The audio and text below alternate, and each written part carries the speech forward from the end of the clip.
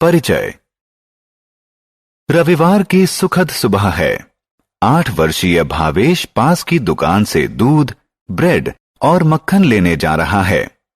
रास्ते में उसने पाइप से बहता हुआ पानी देखा। यह उसकी कॉलोनी की हर सुबह का सामान्य दृश्य है। भावेश को बहाव का कारण पता है। पानी टंकी के भर जाने के बाद ऊपर से गिर रहा है। भावेश एक महत्वपूर्ण प्राकृतिक संसाधन के ऐसे अविवेकपूर्ण नुकसान से दुखी है। आइए प्राकृतिक संसाधनों और उनके महत्व के बारे में जानें।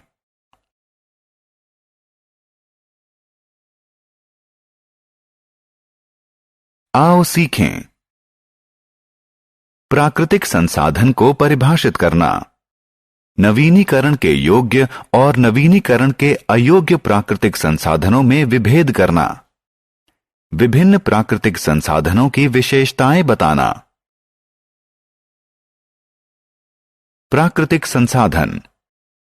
प्राकृतिक संसाधन उन पदार्थों का भंडार है जिन्हें प्रकृति ने हमें प्रदान किया है। प्राकृतिक संसाधन 2 प्रकार के होते हैं, नवीनीकरण के योग्य और नवीनीकरण के अयोग्य। नवीनीकरण के योग्य संसाधन वह हैं जो मनुष्य के उपभोग के बाद समाप्त नहीं होते। उनका पुनर्निर्माण हो सकता है और वो मनुष्य के सतत उपयोग के लिए उपलब्ध रहते हैं। उदाहरण स्वरूप सूर्य का प्रकाश, पानी, पेड़ इत्यादि नवीनीकरण के योग्य प्राकृतिक संसाधन हैं। जिन संसाधनों की आपूर्ति सीमित है वे नवीनीकरण के अयोग्य प्राकृतिक संसाधन हैं। इनका निर्माण होने में कई वर्ष लगते हैं। ये मनुष्य के सतत उपयोग से समाप्त हो जाते हैं। उदाहरण स्वरूप कोयला, भूतेल इत्यादि नवीनीकरण के अयोग्य प्राकृतिक संसाधन हैं।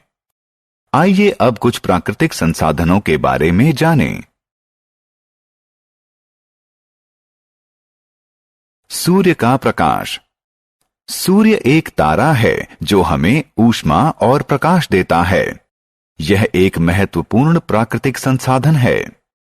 पादप सूर्य के प्रकाश का प्रयोग भोजन निर्माण में करते हैं। सूर्य के बिना पृथ्वी बहुत ही ठंडी, अंधेरी होगी और इस पर जीवन संभव नहीं होगा। वायु। वायु एक अन्य महत्वपूर्ण प्राकृतिक संसाधन है। वायु गैसों की सम्मिश्रण होती है। इसमें मुख्यतः नाइट्रोजन, ऑक्सीजन और कार्बन डाइऑक्साइड होती है। सभी सजीव प्राणियों के अस्तित्व के लिए ऑक्सीजन आवश्यक है। जल। पृथ्वी का 70% भाग जल से ढका हुआ है। जल भी एक आवश्यक प्राकृतिक संसाधन है। यह मनुष्यों, पशुओं और पादपों के जीवन के लिए आवश्यक है।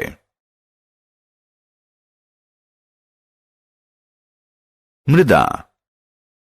मृदा पृथ्वी के ऊपरी भाग की महीन परत होती है। इसका निर्माण शैलों की वायु और जल से छोटे छोटे टुकड़ों में टूटने के कारण होता है। मृदा अपनी संरचना में पृथक होती है। कुछ महीन होती है और कुछ खुरदुरी। मृदा का रंग भी पृथक होता है। कुछ स्थानों पर वह लाल होती है और कुछ स्थानों पर वह काली होती है। मृदा पोषक तत्वों और जल का संग्रहण करती है।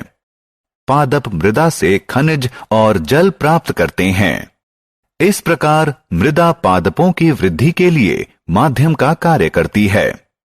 यह चींटियों, केंचुओं और दूसरे कीड़ों और जानवरों को जो मृदा में घर बनाते हैं आश्रय प्रदान करती है। वन। वन वृक्षों द्वारा घिरे हुए बहुत बड़े भूभाग को कहते हैं। यह भी एक महत्वपूर्ण प्राकृतिक संसाधन है। वन हमें ऑक्सीजन प्रदान करते हैं।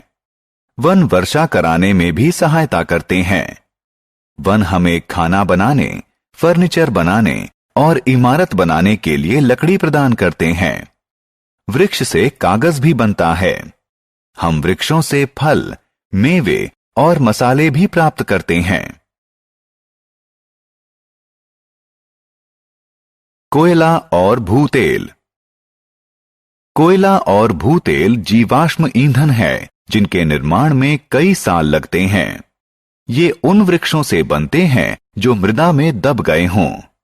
ये नवीनीकरण के अयोग्य होते हैं क्योंकि इनकी आपूर्ति सीमित है और मनुष्य द्वारा इनके अति उपयोग से ये समाप्त हो सकते हैं।